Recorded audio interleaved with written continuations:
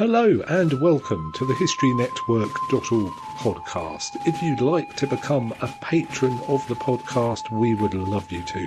And you can do so at patreon.com/the History Network. Thanks to all our patrons who make this podcast possible. The HistoryNetwork.org podcast, Season 36, Episode 6, the 54th Massachusetts Infantry Regiment at Fort Wagner, July 18, 1863. This episode was written by Murray Darm. Murray is an ancient and medieval military historian from New Zealand living in Australia. He has written more than 100 articles on various aspects of ancient and medieval military history, as well as other historical topics from all periods, ranging from the history of opera to the runic alphabet and recipients of the Victoria Cross. He is the author of Macedonian Phalangite versus Persian Warrior, Athenian Hoplite versus Spartan Hoplite, and Leuctra 371 BC, all from Osprey Publishing. He is, of course, a regular writer on here and a regular on the Ancient Warfare podcast. On September 22nd, 1862, already almost 2 years into the U.S. Civil War, President Abraham Lincoln issued the Emancipation Proclamation, stating that as of January 1st, 1863, all slaves within any state would be, quote, thenceforward and forever free, end quote. This proclamation freed 3.5 million men and women of African American descent, and included in the proclamation was the sentence that, quote, the executive government of the United States, including the military and naval authority thereof, will recognize and maintain the freedom of such persons, and will do no act or acts to repress such persons or any of them in any efforts they may make for their actual freedom, end quote. This meant that African Americans could serve in the armed forces of the Union. The first unit which took advantage of the new won ability of African American men to serve in Union armies was the 1st Kansas Colored Infantry Regiment, which mustered less than 2 weeks after the Emancipation Proclamation came into effect on January the 13th. This unit was formed without the authority and against the wishes of the Secretary of War Edwin M. Stanton. The second unit to form was sanctioned, however, the 54th Massachusetts Infantry Regiment, which began recruiting on January 26, 1863. Stanton had instructed the Governor of Massachusetts, John A. Andrew, to begin raising the regiment. It would be commanded and led by white officers. The commander would be Colonel Robert Gould Shaw, only son of a prominent Boston abolitionist family personally selected by Governor Andrew. Immense efforts were undertaken to ensure that enough men would come forward to serve, but it soon became clear that many more men than were required were intending to sign up. A medical exam was therefore instituted, and the men of the 54th were described as strong, robust, and healthy, more so than any other unit in the Union Army. In answer to the growing realization that the Emancipation Proclamation would mean units of African American troops coming against the Confederacy, its president, Jefferson Davis, issued a proclamation of his own on December 23, 1962.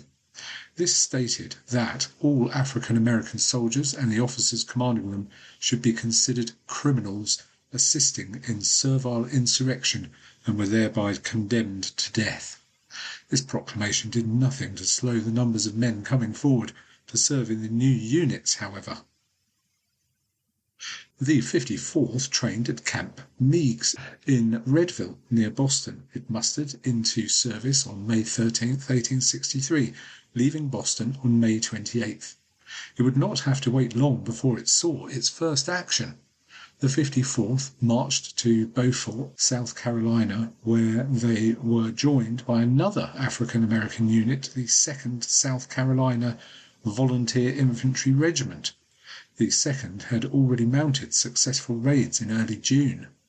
The first battle for the 54th came on July 16, 1863, at Grimball's Landing on James Island as part of the operations against the defences of Charlestown. The action at Grimball's Landing was intended to draw troops away from Fort Wagner, which Brigadier General Quincy A. Gilmore had failed to take on the 11th. Fort Wagner was the real objective of the campaign. At Grimball's Landing, the 54th prevented an encircling movement by Confederate forces and allowed the withdrawal of the 10th Connecticut Infantry Regiment, who the Confederates sought to encircle and cut off. The 54th was blooded, suffering 43 casualties. The regiment was selected to lead the charge against Fort Wagner in Charleston, South Carolina, on July 18, 1863, at the Second Battle of Fort Wagner. Some accounts have Colonel Shaw request to lead the charge with the 54th. The first unsuccessful assault on the fort, the first battle, had taken place a week earlier. Fort Wagner protected the strategically important Morris Island, which protected the southern approaches to Charleston Harbor. The fort was located on a narrow island which allowed assault by only one regiment at a time. Approach to the fort consisted of a strip of beach only 55 metres wide. On the east was the sea, with marsh on the west. As this strip opened out, it faced the more than 200-metre wide parapet of the fort, which consisted of a moat with sharpened stakes and abattis. The fort was strongly protected with artillery pieces, consisting of mortars, howitzers, carronades, other pieces, and strong infantry garrison of around 1,800 men. Gilmore had underestimated the strength of the garrison, which could bring many men and their guns against the thin fronts of his assaulting regiments. Gilmore had his own land and sea artillery, the latter supplied by 6 Monitor gunships. With these he began an 8-hour bombardment of the fort. It was ineffective, inflicting only 28 casualties. At dusk, the 54th advanced to lead the assault on the fort, led by Colonel Shaw, and cheered by the remaining 9 regiments of Gilmore's command, some 5,000 men in total, would come on in 3 brigades, all led by the 54th. The 54th would lead the attack towards the west end of the fort, while it was intended that the remainder of the 1st Brigade would attack the seaward salient. The assault was launched at 7:45 p.m., 45 minutes before sunset. The 54th advanced to within 150 yards, 137 metres, of the fort before the Confederates opened fire with a devastating hail of musket and cannon fire. This concentrated fire tore through the ranks, killing and wounding many. The colour guard was killed to a man, and William Harvey Kearny of C Company, and already wounded, took up the national flag of the regiment and continued to advance towards the parapet. Kearny was born a slave in Norfolk, Virginia, in late February 1840. According to several biographies, he escaped to freedom via the Underground Railway and joined his father, who had escaped some time earlier, in New Bedford, Massachusetts. It is possible the two then purchased the freedom of the rest of their family.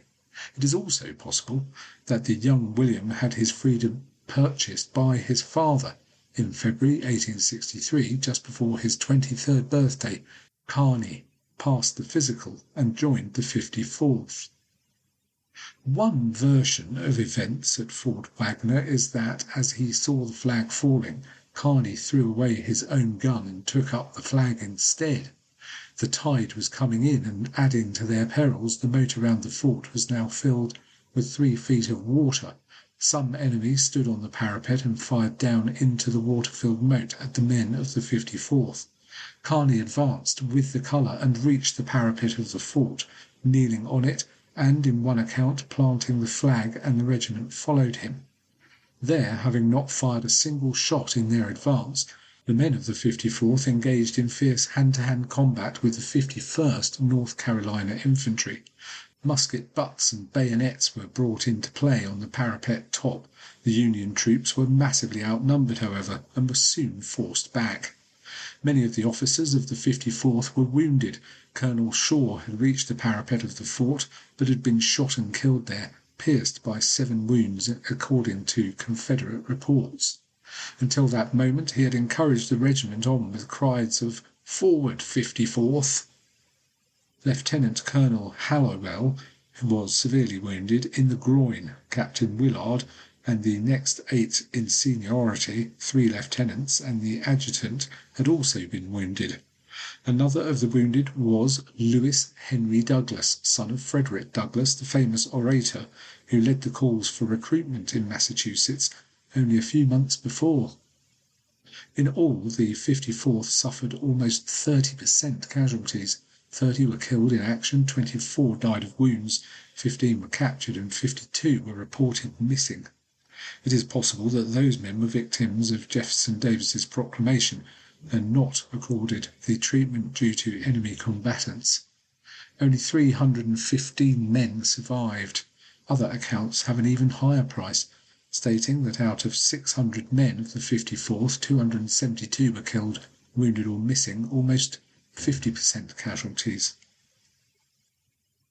As the men of the 54th retired, Kearny realized that he too would need to retire. He made his way back towards the Union lines, covered by a single rifleman from the 100th New York Infantry Regiment. During his withdrawal, Kearny was wounded twice more, making his way back crawling on one knee. One of those bullets could not be extracted, but remained in him till his dying day. Throughout his advance and retreat he held the colour aloft. Once he was back in Union lines, he refused to relinquish the national flag, except to an officer of his own regiment. The man he gave it to was 19-year-old Captain Louis F. Emilio, who would later write the history of the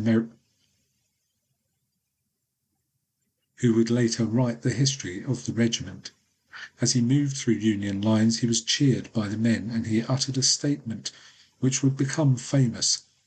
"Boys, I only did my duty. The old flag never touched the ground." According to Emilio, the state colour had been ripped from its pole and lay under the water of the moat, later found by the enemy, and only the staff was taken back to the regiment. By 10 p.m. on the 18th, the Union assault had failed with heavy losses, losing 1,500 men. 800 were buried the following day. The fort remained in Confederate hands, and they had only suffered 174 casualties. The actions of the 54th at Fort Wagner proved to both sides, however, the value and courage of African American troops. Stories of Kearny's bravery were key to that reputation. Numbers of African American enlistments grew as more and more men sought to serve. 180,000 African American soldiers served in the footsteps of Kearny and the 54th. At Fort Wagner, a continuous 60-day bombardment was begun, which unearthed the recent dead and buried, making conditions pestilent. The fort was abandoned on September the 7th. Kearny's would go on to be the first action awarded the Medal of Honor performed by an African American soldier. He would not be presented with this Medal of Honor for 37 years, however, receiving it only in May 1900, when it was presented to him by President McKinley, a fellow Civil War veteran and the last veteran to serve as president. In the intervening period, another 20 men of African American descent had been awarded the Medal of Honor, the earliest being Robert Blake, receiving his medal in April 1864 for actions on the gunboat, the USS Marblehead, on Christmas Day 1863. Kearny's action, however, predated Blake's by 5 months, and Kearny's action was the first by an African American soldier to be awarded the Medal of Honor. The citation summarized his action: When the colour sergeant was shot down, this soldier grasped the flag, led the way to the parapet and planted the colours thereon. When the troops fell back, he brought off the flag under a fierce fire, in which he was twice severely wounded. Some accounts of Kearny's career claim he was promoted to sergeant after his action. Others claim he was a sergeant at the time of the battle, and depictions show him as such. He posed for a photo in 1864 with the flag he had carried, and in it he wears a sergeant's stripes. He also carries a cane, showing he was still recovering from his wounds. This might suggest that he did return the flag itself and not just the pole. Kearny helped Louis F. Emilio research his History of the 54th Regiment of Massachusetts Volunteer Infantry 1863 to 1865, published in 1891. In the preface, Emilio thanks Kearny, among others, for their recollections which went into it. There, as he carried the flag forward, Kearny is called sergeant, which might decide the matter. Kearny's serious wounds meant he was honourably discharged from the army in late June 1864. Thereafter he became a mailman in New Bedford, Massachusetts, for 32 years. He died after an elevator accident in 1908. Kearny's bravery and medal were celebrated, but not consistently. C Company, mainly recruited around New Bedford, instituted a Kearny Guards. A Shore Guards was also instituted. Art of the battle, made before 1900, which memorialised Colonel Shaw, such as the 1890 lithograph by Kurtz and Allison, or the Augustus St. Gaudens Memorial to Robert Gould Shaw, unveiled in 1897, do not pay the same respect to Kearny's action. After the medal was awarded, Kearny's statement was memorialised in a song, Boys, the Old Flag Never Touched the Ground, published in 1901 and dedicated to Kearny.